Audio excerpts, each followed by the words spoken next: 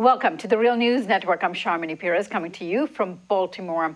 On Friday, August 5th, Rio de Janeiro will be hosting 2016 Summer Olympic Games.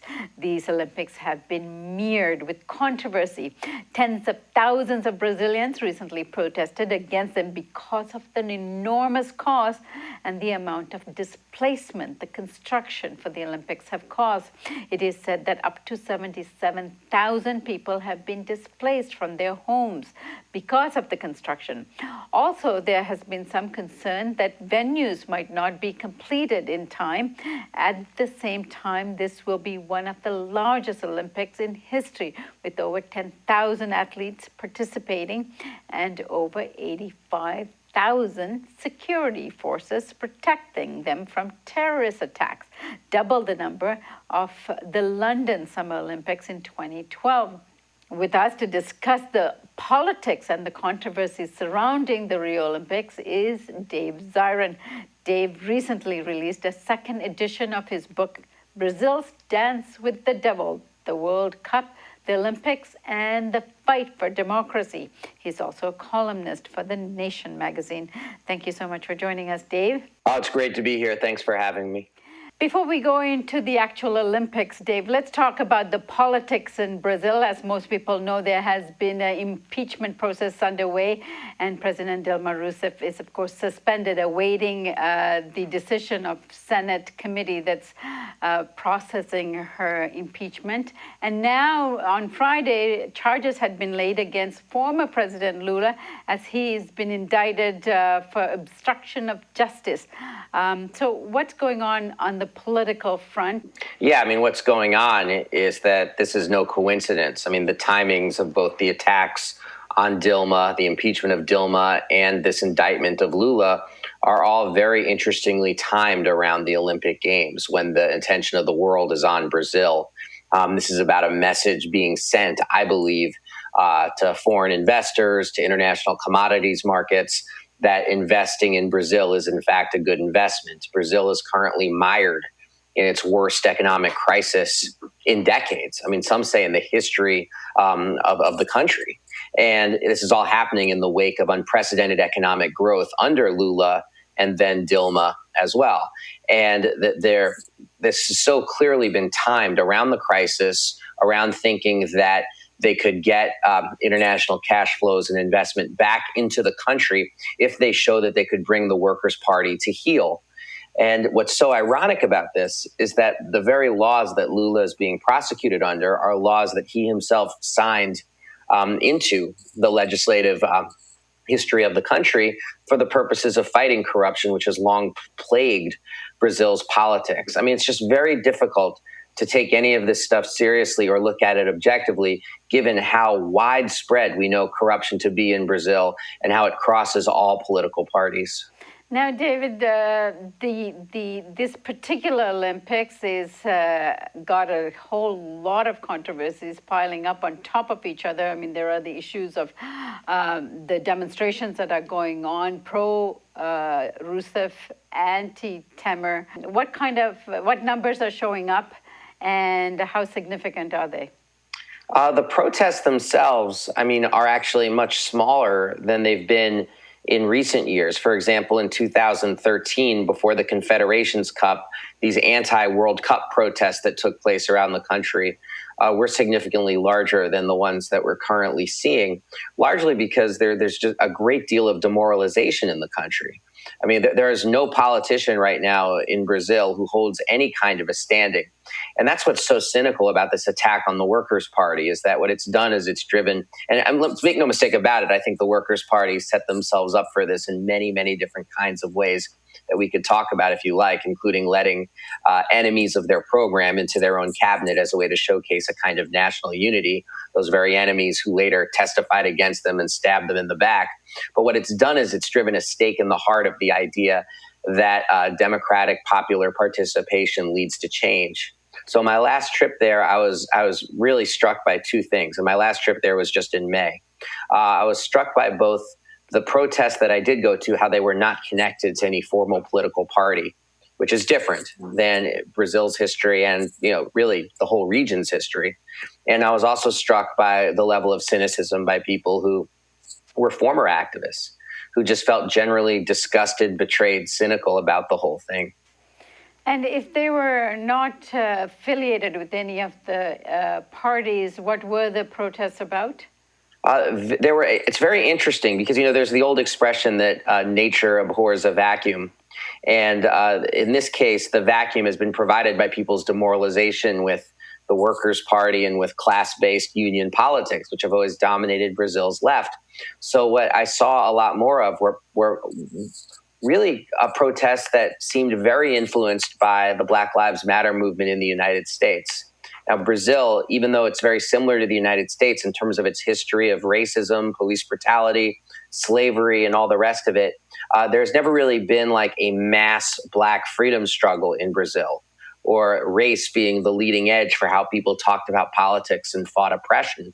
And there's a great deal more of that right now in Brazil, and not because of any sort of particular book or text or argument or anything like that, but really much more because the level of police killings in Rio in particular has reached levels that are so obscene that I don't think people in the United States can really comprehend them. Like 1 out of 5 murders that took place in Rio last year were police officers killing people. 1 out of 5. And overwhelmingly, the victims of these murders are young and Black. And so these protests have developed in that way. And while in the past, when these sorts of police murders, extrajudicial killings took place, it was the union movement that was out front fighting them. That union movement right now is demoralized, split, and all the rest of it because of the problems in the Workers' Party. So it's been, there's just been a lot more of different kinds of organizing happening on the ground. I wonder how much of what we're talking about is going to make it into NBC's Olympic coverage. Probably not too much. Probably not too much. But that's the kind of dynamics that I'm seeing there. If I could also say, too, I really hate to make everything about Donald Trump, but I read this analysis about Trump that said that one of his points of genius was that he says and does so many outrageous things that it's like lying on a bed of nails. Like if everything is sharp, then nothing has the same impact that it would from somebody else. And I thought that's a lot like what's happening with the Olympics in Brazil.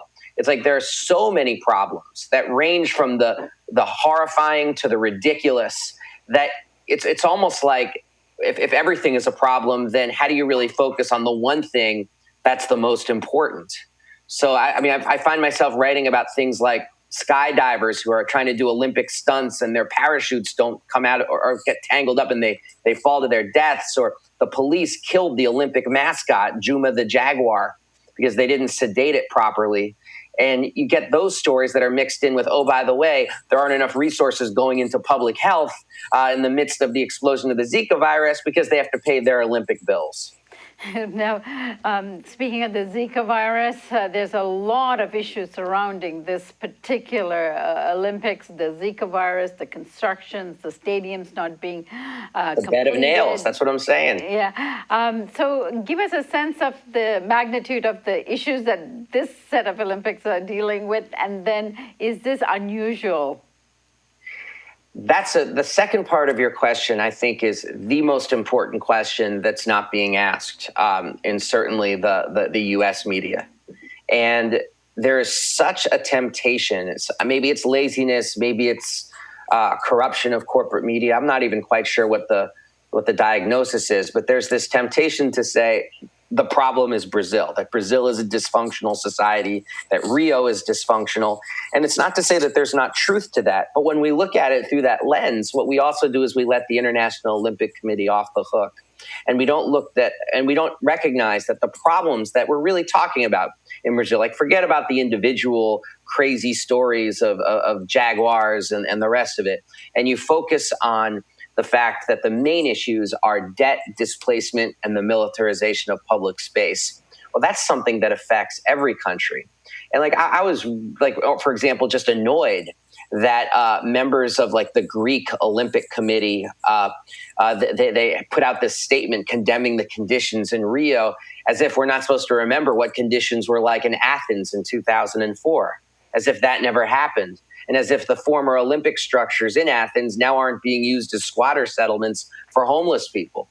And so it's when we focus on Rio specifically, I think we lose sight of the much broader issues that are taking place. Now, that's not to say there aren't things that are specific to Rio, though, as well. Exactly. Well, I opened by saying how many thousands of security personnel are actually are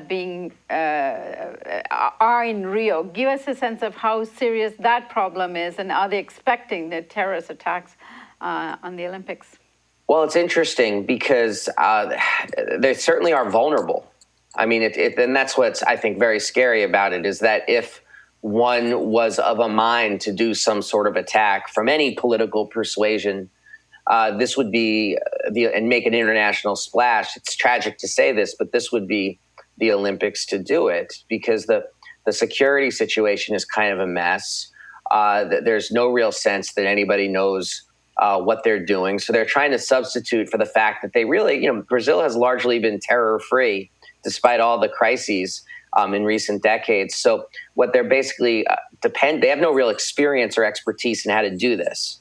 So what they're focusing on instead is just flooding the streets of Rio with officers and police. You mentioned it coming in, 85,000. I mean, it's actually going to end up being more than, according to the latest reports, maybe even more than 85,000. Keep in mind that 85,000, it's twice as many as were in the streets of London in 2012. And it's roughly half the number of U.S. troops in the entire country of Iraq at the height of Bush's war there. And this is just in one city for one Olympics. And so I think they're hoping that a show of force. And to protect 10,000 athleets. And I guess, I'm sorry, go ahead. And to protect 10,000 athletes and spectators. Exactly. And so they're hoping, I think, the show of force does the trick. The thing about it, though, that's so upsetting is that if for people who know the history of police violence in Rio in particular, who's really going to be the people most likely who get hurt by this incredible ramping up of the security state in Rio? It's most likely going to be the poorest people, the people that they're going to try to make sure stay on lockdown, so there aren't stories of robberies, of kidnappings, of all the rest of it. And they will collect. I mean, it's so sad that we know this the way we know that the sun will rise in the east, but there will be a body count in poor communities in Rio as the result of this level of police engagement with the city.